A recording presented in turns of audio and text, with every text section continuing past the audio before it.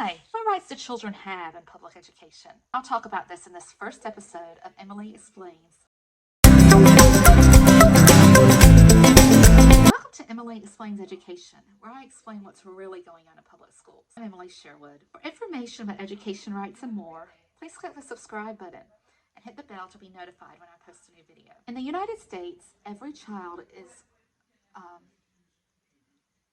guaranteed a free and appropriate public education, also called FAPE or FAPE. This does not mean simply that a child has the same textbooks and is taught in the same way. It means that every child gets what he or she needs to succeed. Now, some of you are out there, I'm sure, saying, well, my child doesn't have what they need. Well, that's possible because the school system is not perfect. There are lots of funding challenges. There are lots of challenges with hiring teachers now, having enough teachers. But the idea is that everyone has a free and appropriate education, public education. So what does that mean? First of all, I'm going to talk about the free part. Free means that public schools do not charge money, period. You are allowed to go to the school that you're zoned for, which means that you're assigned to. So that's usually the school that is closest to your home that other children in your neighborhood will go to. And schools must provide transportation to those schools. Now, especially lately, especially in the larger cities,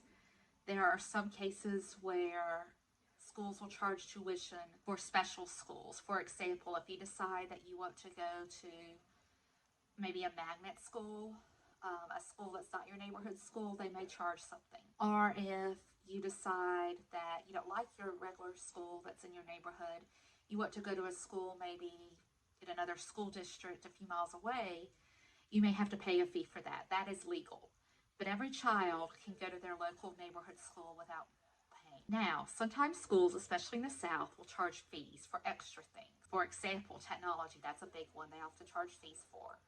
If they give your child a computer to take, they can charge fees for field trips. That is a special thing that is extra. They can charge for sports. That is another thing that is extra. In those cases, they can require you to pay a fee. Now, if you don't have the money or you don't want to pay the money for any reason, your child cannot be discriminated against because you did not pay that fee. And they must have a system in place for children whose parents don't pay the fee. For example, if you don't pay the technology fee, they may keep the computer at school, or they may make you do work on pencil and paper until you pay that fee. Many times schools have programs for parents who can't pay. So if you're in a situation where you don't feel like you can pay, please reach out to your school because oftentimes they can help. Public schools also can't turn students away for any reason. This is the right to an education. If your child is homeless, that means that you're living somewhere that's not a permanent place to live because of economic reasons. So that could be with a parent, that could be with their grandparents, that could be with an aunt or uncle, that could be with friends, that could be in a campground, that could be in a shelter, hotel, all kinds of things. Your child can still go to their original school if they wish. And a school must make an effort to transport your child. So in other words, to provide a bus or a car for that child, go to the original school if that child would wish to go to that school, or they can go to the new school that is zoned for. So students in the United States attend school all together. It doesn't matter what color you are.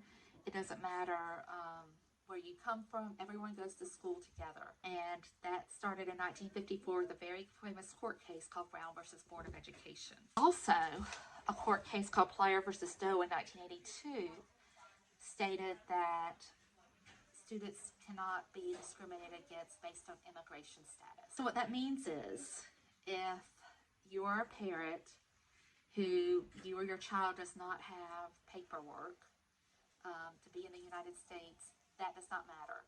Your child can still go to school. Your child cannot discriminate against this. Now, unfortunately, a lot of teachers and some administrators don't know the law. There have been cases where schools have tried to do this, but it is absolutely illegal to say you cannot go to school based on immigration status or citizenship. And they also cannot communicate any of this information to law enforcement. Ideally, they should not be even asking that question. So you should not be asked about citizenship papers or passports or visas or anything like that. It is absolutely illegal in the United States. So I'm going to talk a little bit about the appropriate education. So A child who speaks a language other than English at home is given a test when they enter school for the United States for the first time. And based on that test, if they qualify, they will receive what is called different in different states. Sometimes they call it EL, which means English Learner Services.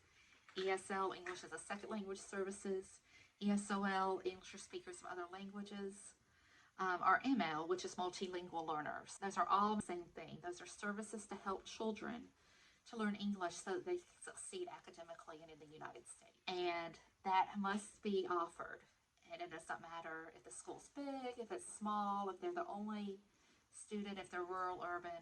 The court has said that that is part of the appropriate education because we need people in the society who are well educated and who can learn, communicate in the main language in this country, which is still English, even though we're learning Spanish also, which is wonderful. In some states, especially with high populations, such as New York,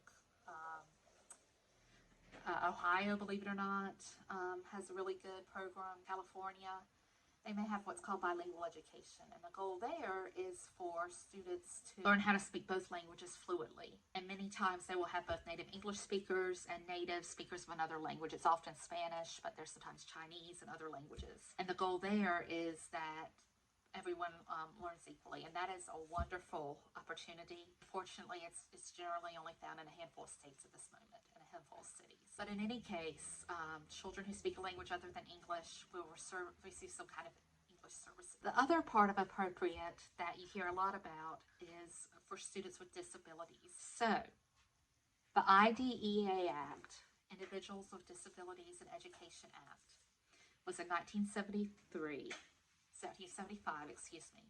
was in 1975, and it was an act that said that students with disabilities have the right to have an appropriate education. So if your child has a disability, or if they're found to have a disability later, then that child will receive special services. They will also receive accommodations, and ELLs, ELLs or students learning English will also receive accommodations to help them have a better shot at an education. So that may mean like some things read aloud. They may have extra time on tests. And for students with disabilities, they also may work with a special education teacher.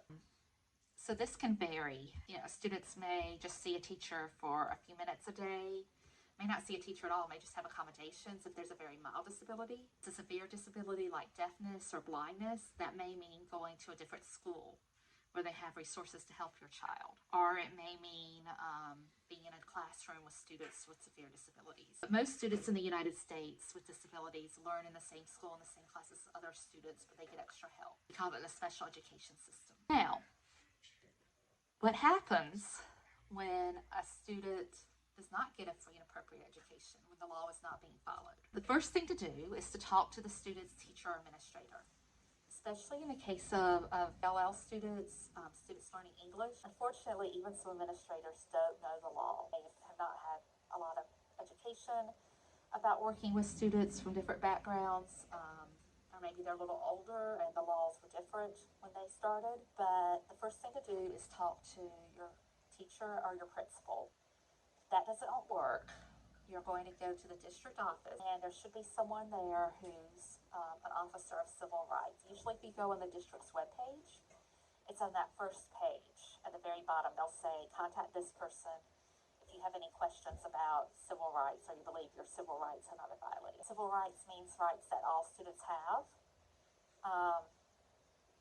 and it has to do with fairness, the right to a fair education in this case. If for some reason that doesn't work, and that usually works, but if for some reason that doesn't work, you can call, or I believe you can email, contact the Office of Civil Rights, call that OCR. You can Google that to find your office in the area. Office of Civil Rights works to handle complaints, and they take this very seriously. Now, it may take a little while to get this problem resolved if you are going through the Office of Civil Rights, especially with terms of special education. Some parents will get attorneys, and sometimes there are groups that will help pay for attorneys or have attorneys on staff. That is your other option. That can be very messy and very expensive. I do need to warn you that whatever you choose also, it can